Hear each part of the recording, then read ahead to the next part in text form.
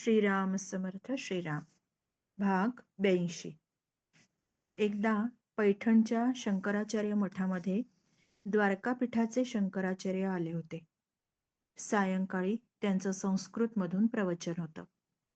द्वारकापीठाधीश मोठे विद्वान, त्यांचं शुद्ध गिरवाण भाषेतील प्रवचन ऐकण्याचा योग दुर्मिळच. मठातील बरेच शिष्य सेवक त्या प्रवचनाला निघाले. उत्तम श्लोकांनाही चलण्याचा ते आग्रह करू लागले. पण उत्तम श्लोक काही बोलले नाहीत. तुम्ही पुढे व्हा, मी नंतर येतो, असं म्हणून उत्तम श्लोक दिनचर्येतील कामे करीत राहिले. प्रवचन झाल्यानंतर इतर शिष्य मठात परत आले. प्रवचनाची प्रशंसा करू लागले. एक अमोल संधी दवडलीत, असं उत्तम श्लोकांना म्हणू लागले. उत्तम श्लोकांनी काहीच उत्तर दिलं नाही. रात्री दयाळराव स्वामी स्वतःच उत्तम श्लोकांना म्हणाले, प्रवचनाला जाऊन यायचं, शंकराचार्य स्वामी महाराजांचं दर्शनही झालं असतं. दयाळराव स्वामींचे ते शब्द ऐकून उत्तम श्लोकांना एकदम रडू कोसळलं. गदगदलेल्या अंतःकरणाने उत्तम श्लोक म्हणाले, स्वामी, आपलं दर्शन रोज घडतंय. आता आणखी कोणाचं दर्शन घ्यायचं? मी आपला दास आहे, सेवक आहे. आपल्या सेवकपणातच मी भरून पावलोय.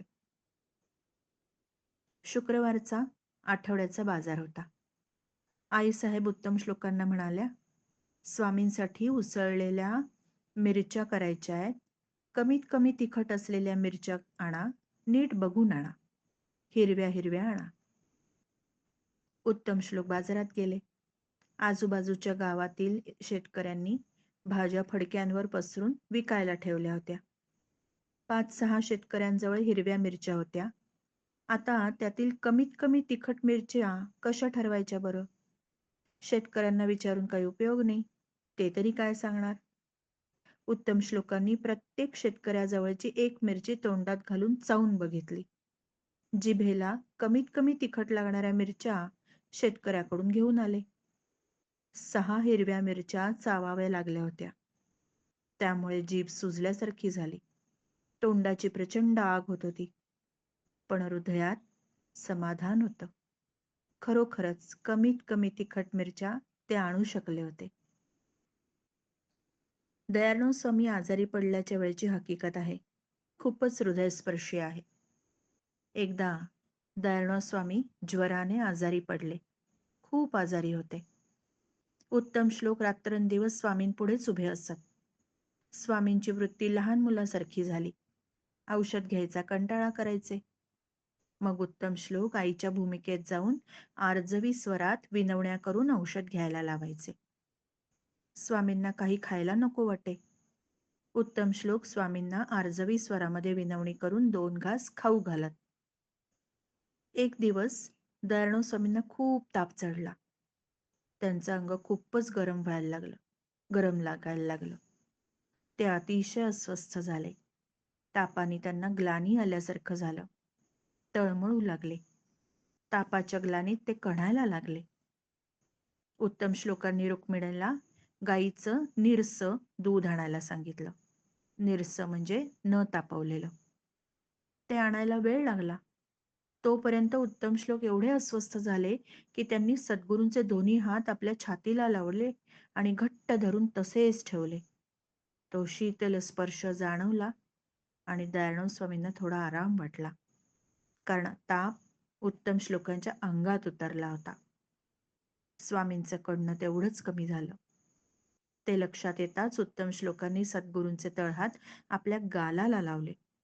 कपाळावरून फिरवले, छातीवरून फिरवले, पोटावरून फिरवले, जेणेकरून स्वामींच्या अंगातली तापाची उष्णता आपल्या अंगात येईल आणि स्वामींना लगेच आराम वाटेल. रुक्मिणी निरसं दूध घेऊन आली. ते दूध स्वामींच्या हातापायाला, काखेत उत्तम श्लोक सतत चोळत राहिले. तासाभरात स्वामींचा ताप उतरला.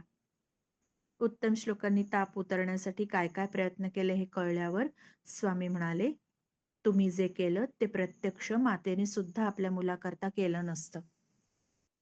उत्तम श्लोकांच्या गुरुसेवेच्या अशा अनेक आख्यायिका आहेत. लोक म्हणायचे, पुराणातल्या आरुणी वगैरे शिष्य जे होते, त्या शिष्यांच्या गुरुसेवेच्या कथा पूर्वी अतिरंजित वाटायच्या. पण उत्तम श्लोकांची गुरुसेवा पाहिली म्हणजे वाटतं, त्या कथा अगदी सत्य असल्या पाहिजे, अतिरंजित नाही. खरेच असे शिष्य होऊन गेले. पण उत्तम श्लोक मात्र विनयाने म्हणत, माझी गुरुभक्ती फार कमी पडते. दयाळराव स्वामी किती थोर हे सांगणं शक्यच नाही.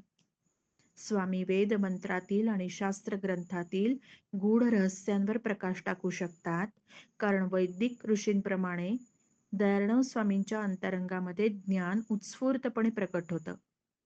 शास्त्र ग्रंथातील सर्व अनुभूती स्वामींनी स्वतः घेतल्या आहेत. अनेक जन्म अध्ययन करूनही स्वामींसारखं मर्मज्ञ ऋषी होता नाही येणार. माझं भाग्य थोर, म्हणूनच स्वामींसारख्या आत्मानुभवी महाविभूतीच्या चरणी आश्रय मिळाला. श्रीराम समर्थ. श्रीराम.